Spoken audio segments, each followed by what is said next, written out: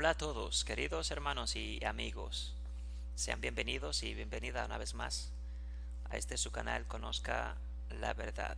Como siempre, agradecido del Eterno por darme el privilegio de poder compartir con usted en esta gran oportunidad que Él nos brinda. Yo quiero darle una vez más la bienvenida a cada uno de ustedes, deseándole siempre mucho éxito, que el Eterno siempre le bendiga a usted y a toda su familia. Quiero aprovechar para compartir con usted este tema que es bastante interesante. Podemos decir que es la segunda parte del último estudio ya que publicamos del libro Los cristianismos derrotados, escrito por el doctor Antonio Piñero. Y aprovecho una vez más para instarle a usted y motivarle de que usted como creyente, como cristiano, cristiana, tiene que tratar de avanzar en el conocimiento. Y para esto yo quiero recomendarle que se esfuerce en buscar los libros del doctor Antonio Piñero.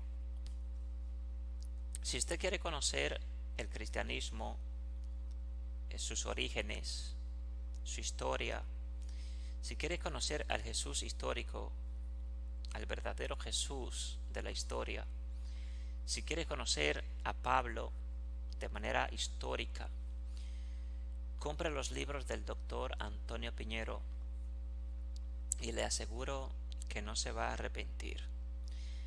Por lo tanto, yo tomando este libro del doctor, conocido como Los cristianismos derrotados, voy a compartir esta segunda parte para hablar acerca de los enfrentamientos y de las separaciones que comienzan a surgir dentro de los primeros grupos cristianos.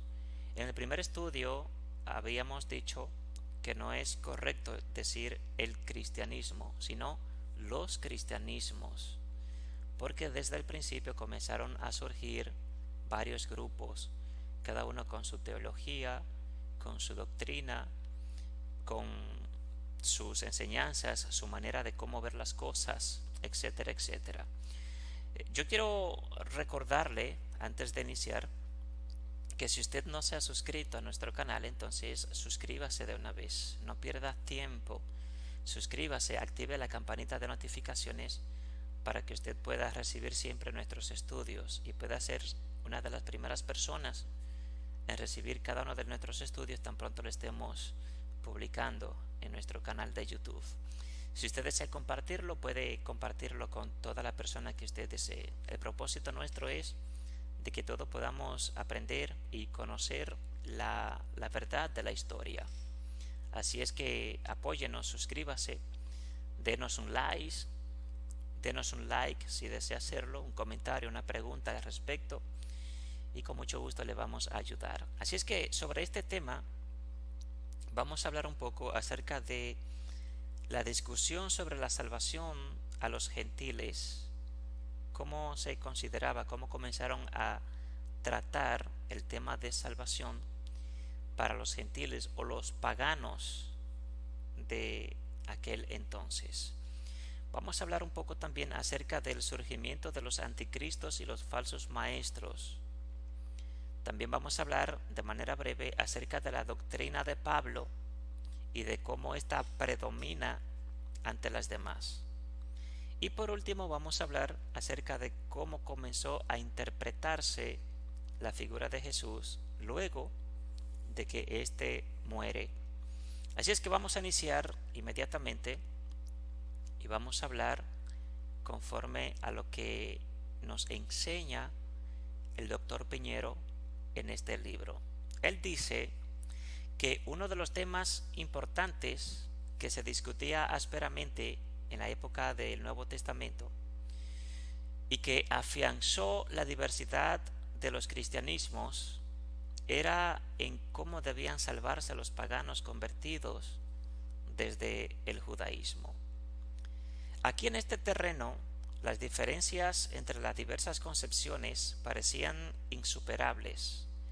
Sabemos ya que existían tres posturas al respecto muy enfrentadas que recordamos ahora, las cuales eran la de los judeocristianos estrictos, la de los judeocristianos moderados y la de Pablo, que esta fue la que vino posteriormente a prevalecer ante estas y otras que ya existían y que comenzaban a surgir también. Los primeros, siendo estos los judeocristianos estrictos, capitaneados quizá por Santiago, el hermano del Señor, exigían que los gentiles recién convertidos a la fe en Jesús se hicieran plenamente judíos, es decir, que se circuncidaran y que cumplieran todas las normas de la ley de Moisés. Esto se encuentra en el capítulo 15 de los Hechos, desde el versículo 1 al versículo 5.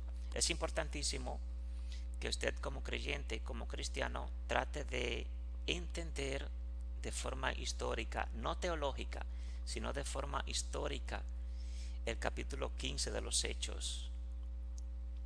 Entonces, los segundos, o el segundo grupo, los judeocristianos moderados, capitaneados quizás por Pedro, y al que se añadió tal vez en algún momento Santiago, solo exigían a los paganos convertidos a Jesús el Mesías que cumplieran las denominadas leyes de Noé, o las leyes noágicas, y esto se encuentra en el mismo capítulo 15 de los Hechos, versículos 28 y 30.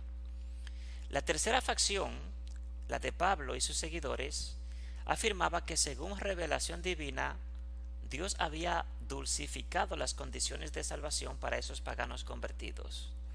Esta tercera postura era muy novedosa y suscitó enseguida una oposición encontrada. Desde aquí comenzamos ya con los problemas de Pablo a través de sus revelaciones, que es el enfoque, el apoyo, es la base de la teología cristiana, la revelación. Pablo comienza a tener ciertas revelaciones, ciertas experiencias religiosas, personales, y comienza a decirla, a enseñarla. Obviamente muchos comienzan a creerle, y este sistema de revelación es lo que predomina hasta hoy, pleno siglo XXI, dentro del cristianismo. El cristiano no le hace mucho caso a los estudios. El cristiano todo lo cree por revelación. Se le hace más fácil, y con todo respeto lo decimos, al creyente se le hace más fácil tirarse de rodillas, cerrar los ojos y pedir revelación de la palabra, cuando la palabra ya está escrita, y si está escrita es para que se estudie, para que se analice, para que se investigue. No es correcto cerrar los ojos y pedir revelación de algo que ya está escrito y que hay muchísimas herramientas y posibilidades que le pueden dar a usted la interpretación correcta de eso que ya está escrito.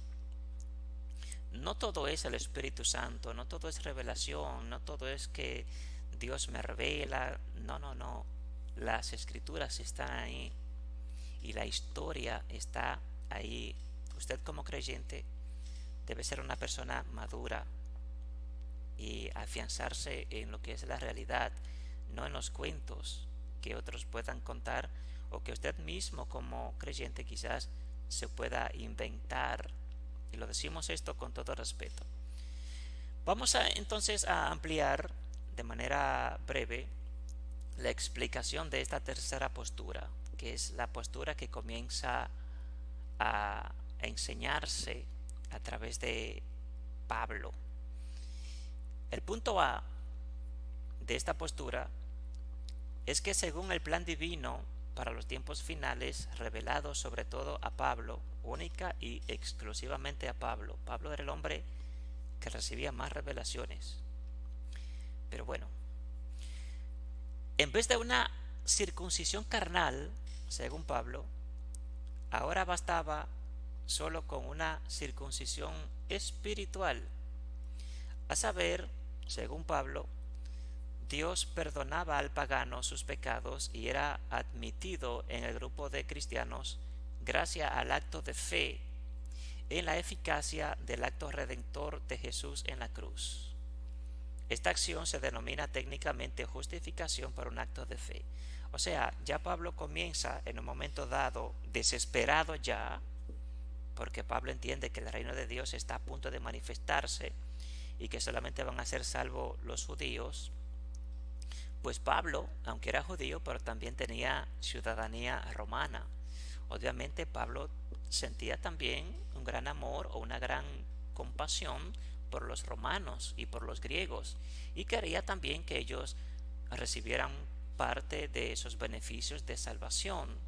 Por tal razón, Pablo comienza entonces a decirle o a pensar dentro de él, como el reino de Dios está a punto de manifestarse, Dios mismo nos va a gobernar, pues es justo que los romanos y los griegos también entren. Hay muchos de ellos que quieren ser salvos y no han podido ser parte de nosotros porque la ley de Moisés les exige de que tienen que circuncidarse.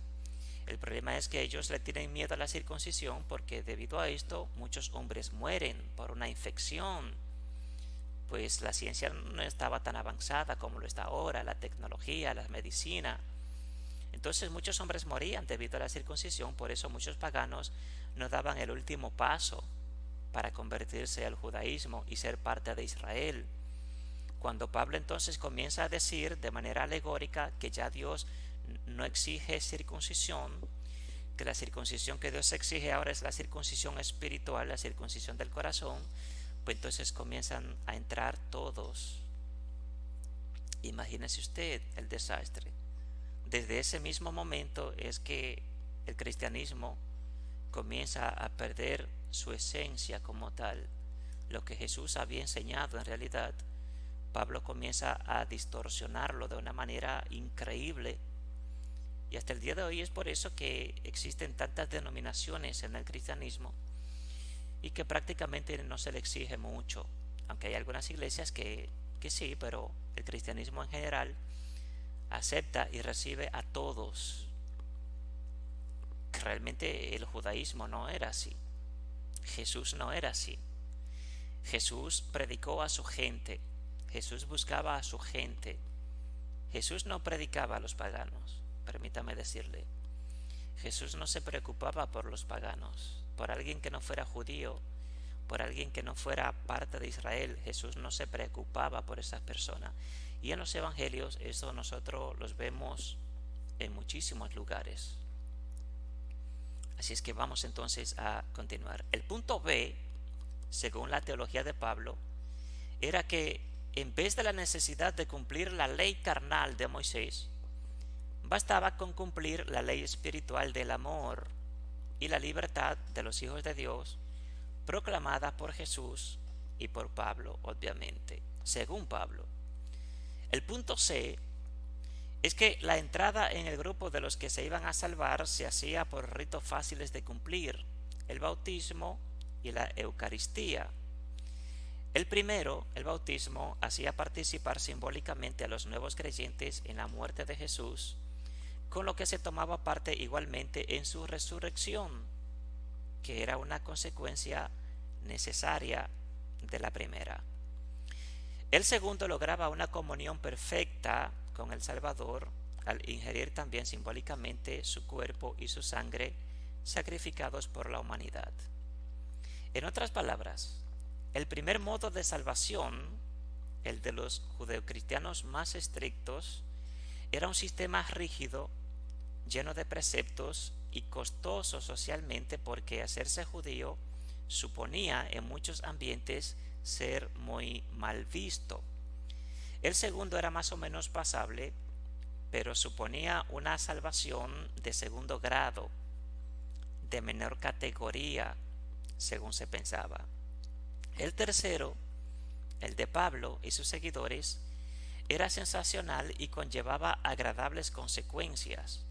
Obviamente, según Pablo, no era necesario circuncidarse, no era necesario cumplir la ley de Moisés con toda la tremenda pesadez de las leyes sobre la pureza y los alimentos, sino que bastaba con circuncidarse espiritualmente, es decir, hacer un acto de fe y observar la ley del amor, aunque ciertamente con todas sus exigencias morales, tal como lo había proclamado Jesús, y ser bautizado y participar de la Eucaristía no exigía esfuerzos sociales ni económicos especiales, salvo la necesaria conversión sincera y absoluta. Estas tres concepciones son tan diferentes que en el fondo suponen una visión distinta del cristianismo. Las tres no podían subsistir simultáneamente, ni mucho menos a la larga. No es difícil ver entonces cuando se comparan los tres sistemas de requerimientos para la salvación de los gentiles o los paganos, o mejor los tres conceptos enfrentados sobre la salvación de aquellos, quién iba a ser el vencedor, quién podría ser.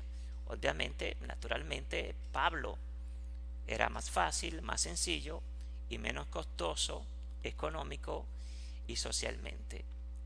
En tiempos posteriores, la fundamentación teológica de este nuevo plan divino de salvación según Pablo, presentado por él, en la epístola a los Gálatas y a los Romanos especialmente, será perfeccionada por otros teólogos cristianos de la facción mayoritaria, y los judaizantes acabarán entonces perdiendo la batalla teológica, convirtiéndose con el tiempo en heterodoxos y finalmente en herejes. Cuando hablamos de estos heterodoxos que finalmente fueron considerados como herejes, este era el grupo de creyentes que habían seguido a los apóstoles de Jesús.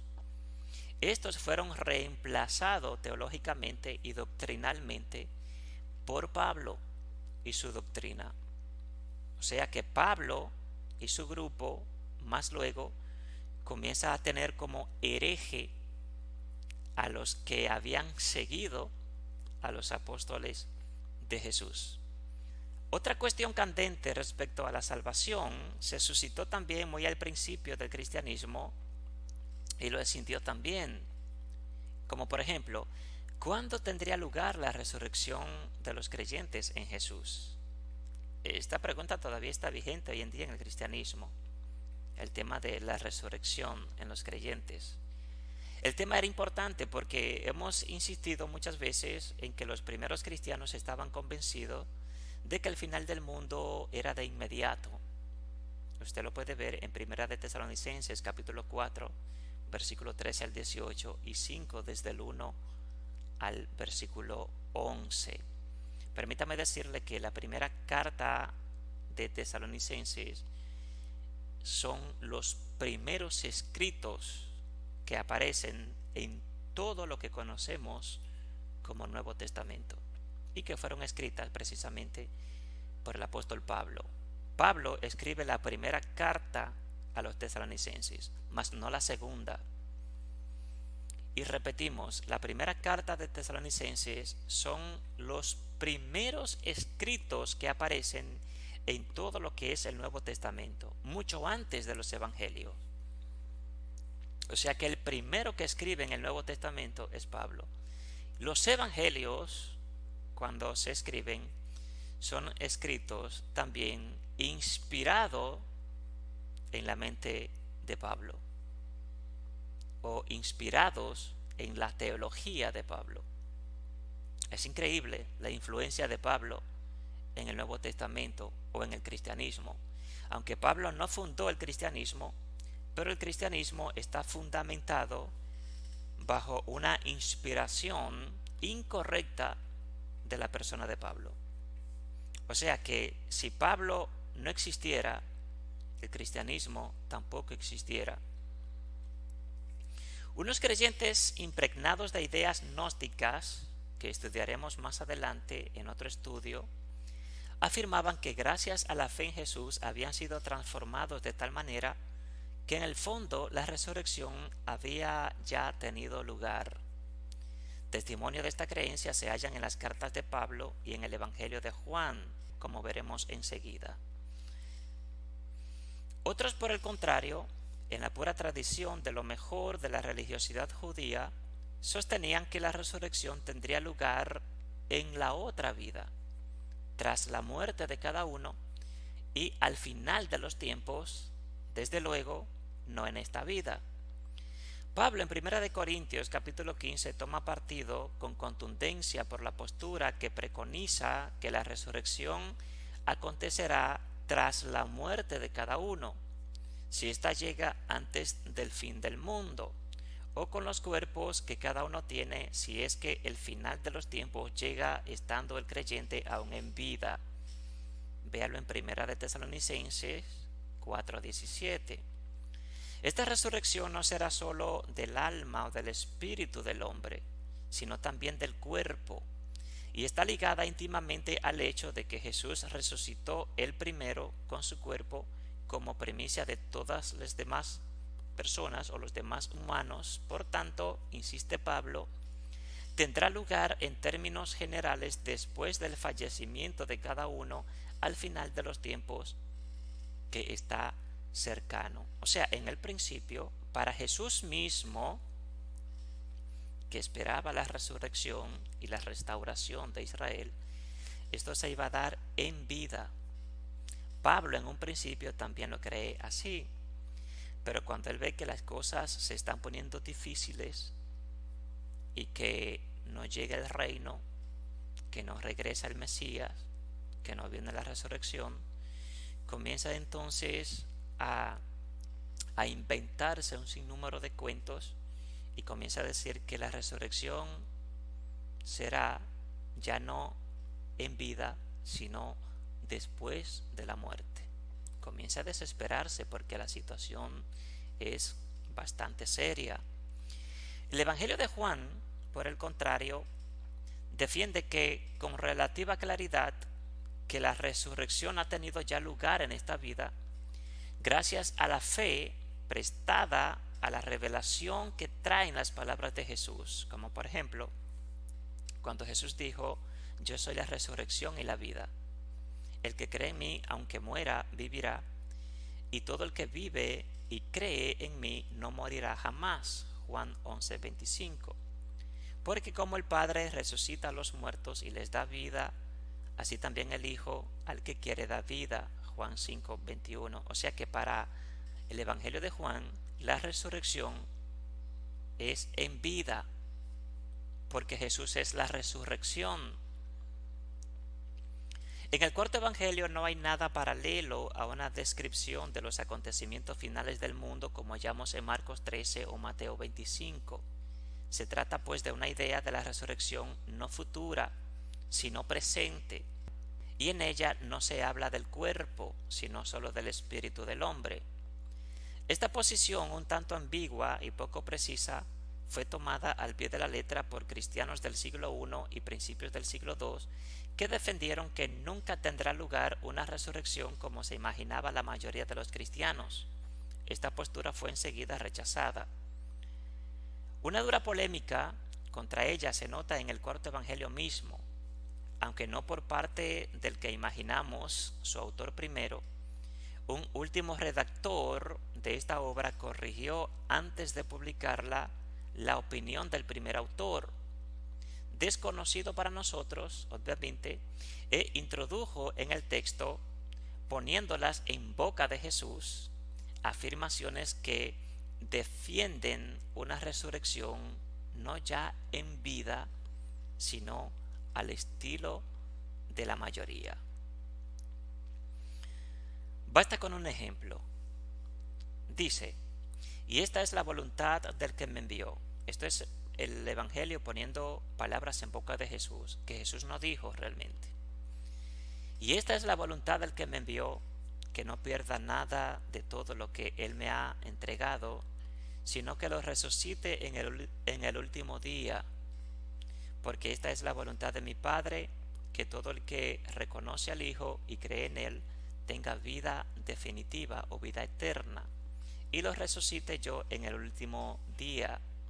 Juan 6:39 al 40. El paso a la heterodoxia de la idea de una resurrección ya presente, lo que se denomina también escatología realizada, se nota en la insistencia con la que un seguidor de la teología del cuarto evangelio, el autor de la primera carta de Juan, sostiene un juicio y resurrección solo en el futuro.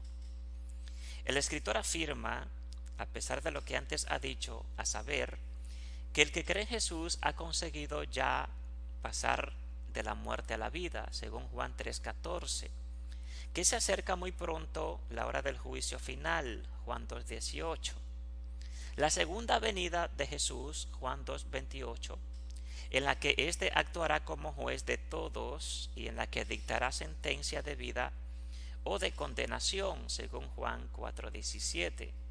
El autor no habla explícitamente de la resurrección, pero se sobreentiende que será entonces cuando tendrá lugar. Por tanto, el que niegue esta doctrina pertenece a los falsos maestros, a los heterodoxos, a los anticristos. A tenor de las alarmas que suenan en el Nuevo Testamento contra esta y otras doctrinas erróneas, contra los falsos doctores y los corruptores de la teología que va constituyendo la mayoría, el número de heterodoxias debía ser numeroso en el cristianismo primitivo.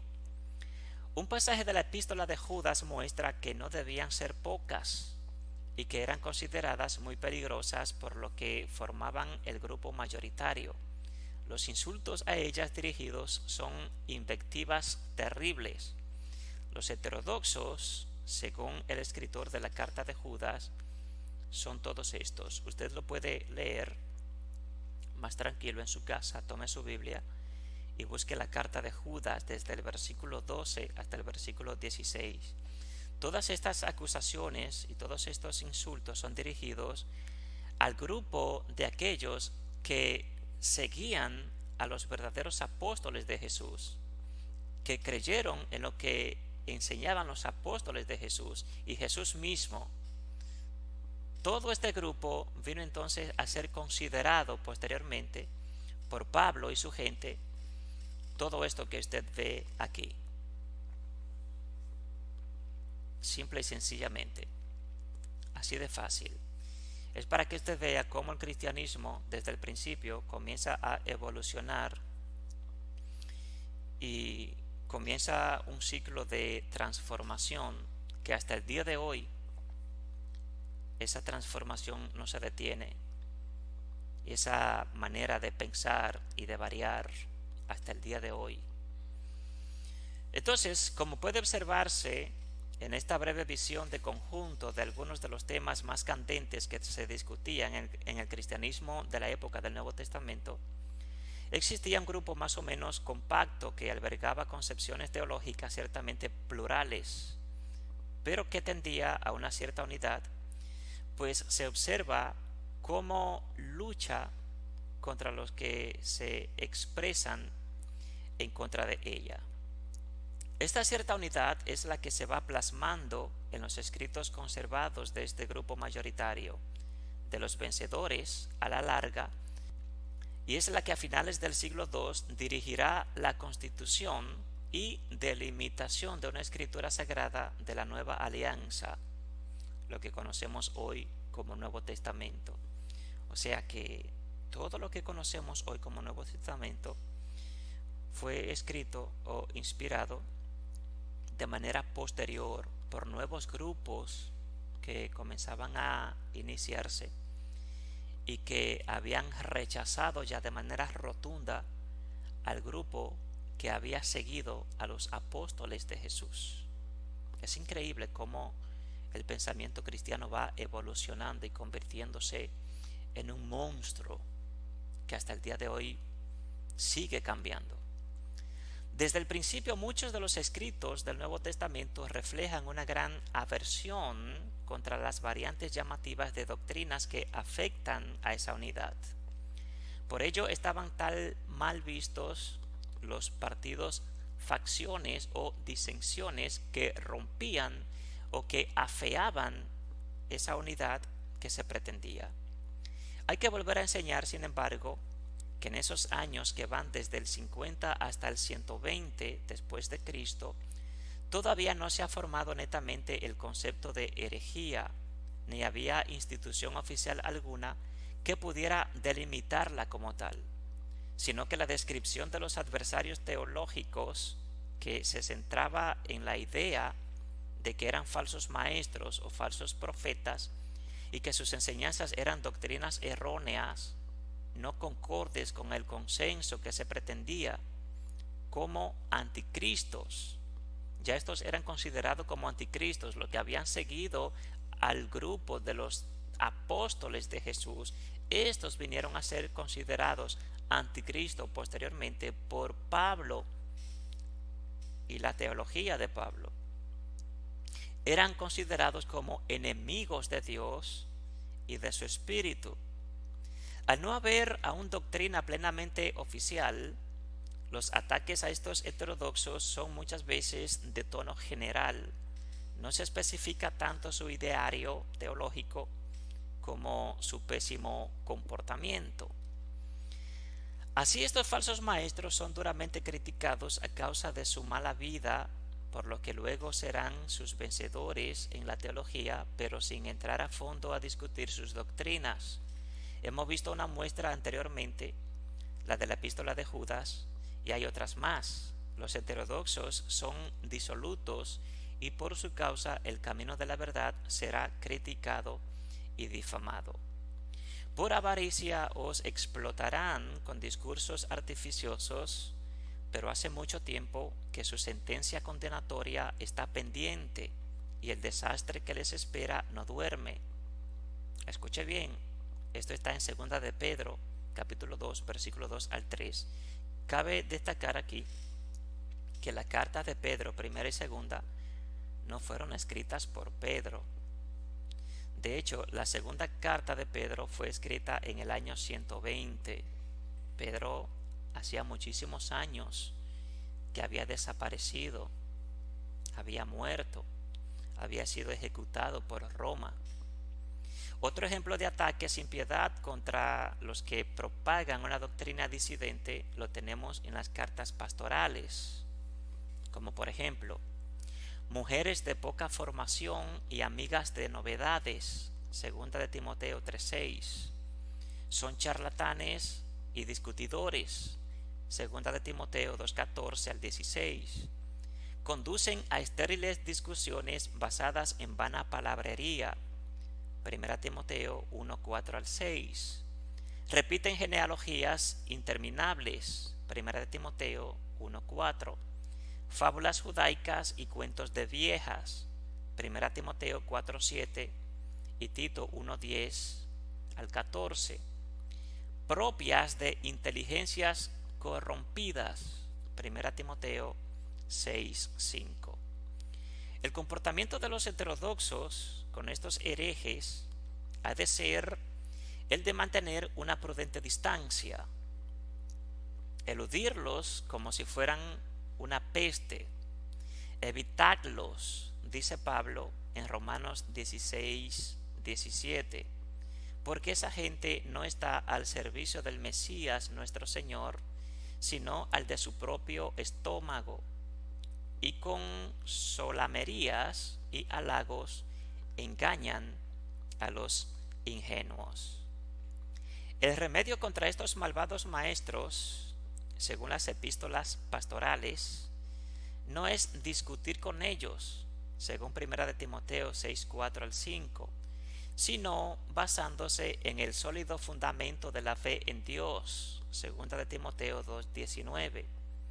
Presentarles el contenido de esta fe, las sanas palabras de Jesucristo y la doctrina que es conforme a la piedad, 1 de Timoteo 4:6 al 16 y 6:3, recibido por tradición, 1 de Timoteo 6:20. Todo esto, estos versículos que usted ve aquí, fueron dirigidos en contra del grupo de los que habían seguido a los apóstoles de Jesús. La reprensión debe ser tal que los convenza de las ventajas de mantenerse fieles a la sana doctrina o fe recta, a esta doctrina que Pablo se había inventado. Esto está en Tito 1:11 al 13. El autor de esta carta advierte: evita las cuestiones estúpidas, las disputas y peleas sobre la ley, son inútiles y sin sustancia. Al que introduzca división, llámalo al orden hasta 2 veces, pero luego no tengas nada que ver con él. Tito 3:9 al 10. Estas frases significan ni más ni menos la excomunión, la expulsión de la comunidad. 1 Timoteo 2:20. Porque el heterodoxo está en verdad en posesión del diablo. 2 Timoteo 2:26. He aquí, en breve síntesis, un panorama de las disputas teológicas más importantes de los primeros años del cristianismo, desde el 50 al 120 después de Cristo, que según los vencedores representarán los comienzos de la heterodoxia en su seno. Vamos a hablar entonces, ya para terminar de manera breve, vamos a presentar algunos conceptos, temas o creencias que habían enseñado los seguidores directos de Jesús, o sea, los apóstoles y los que seguían a los apóstoles. ¿Qué decían ellos? ¿Qué enseñaban? ¿Qué creían? ¿Y qué enseñaban? ¿Y qué creían? ¿Y qué decían los que habían seguido a Pablo y a su teología? En este caso presentamos entonces a los seguidores de los apóstoles de Jesús como los vencidos y a los de Pablo como los vencedores. Veamos entonces. Los vencidos decían: Jesús es un hombre normal, pero es adoptado como hijo en la ceremonia de su bautismo. Los vencedores decían: Jesús es un ser divino desde siempre. Existía junto a Dios desde toda la eternidad. Su aparición en el mundo tiene lugar por medio de una concepción milagrosa, por obra del Espíritu Santo. Estas ya son teorías inventadas por Pablo y su grupo. Los vencidos decían: Jesús es un hombre normal, solo después de su resurrección es constituido por Dios como Señor y Mesías. Los vencedores decían: Jesús es Señor desde siempre y Mesías desde siempre, desde su aparición misma en la tierra. Los vencidos decían: la filiación divina de Jesús es por esencia, tiene lugar desde su concepción misma, pero Jesús no es preexistente. Los vencedores decían: Jesús es preexistente. Decían los vencidos: Jesús, como ser divino, está subordinado al Padre, que es como un monarca que tiene prelacia. Los vencedores decían: Jesús no está subordinado al Padre. Jesús es de la misma esencia que el Padre. Ya para terminar, decían los vencidos: cumplir la ley de Moisés es obligatorio, pues solo esto tiene efectos salvíficos. Los vencedores, los de Pablo, decían: cumplir la ley de Moisés no tiene efectos salvíficos. Quien salva ahora es la fe. Increíble. Los vencidos decían: es obligatorio circuncidarse para poder ser salvo. Los vencedores decían: no es obligatorio circuncidarse para ser salvo, basta ya con creer. Por último, los vencidos decían: la resurrección de los muertos ha sucedido ya en esta vida. Los vencedores dijeron: la resurrección de los cuerpos es algo del futuro, solo tendrá lugar al fin del mundo, después de el juicio, lo que el cristiano conoce como juicio final o el día del gran juicio. Mis amados, hasta aquí he querido llegar con esta parte. Yo anhelo de todo corazón que este tema sea de gran bendición para usted.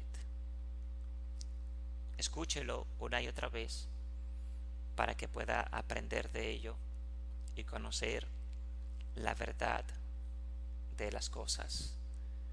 Yo deseo de todo corazón que el Eterno le ayude, le ilumine, le bendiga, que usted pueda comprender la verdad. Si pertenece a algún círculo religioso, pues pídale al Eterno que le ilumine, que le dirija, porque muchas veces los círculos religiosos lo que hacen es que mantienen a las personas aisladas, no les permiten ni siquiera tener acceso a otras fuentes o a otras informaciones. Esto lo tenemos bien claro. Es por eso que estamos conscientes de que no todas las personas están de acuerdo con lo que compartimos. Nosotros no estamos comprometidos con religión, no estamos comprometidos con concilios, no estamos comprometidos con iglesia, estamos comprometidos con la verdad. Por eso este es su canal, Conozca la Verdad. Se deleita, se siente bendecido en poder compartir con usted y ser parte de usted. No nos interesa engañar a nadie, nos interesa la verdad, que es lo que nos libera a nosotros como personas, como individuos, como hijos de Dios. Así que gracias por su tiempo, mis queridos hermanos y amigos. Deseo que el Eterno les bendiga a usted y a toda su familia. Así es que hasta pronto. Shalom.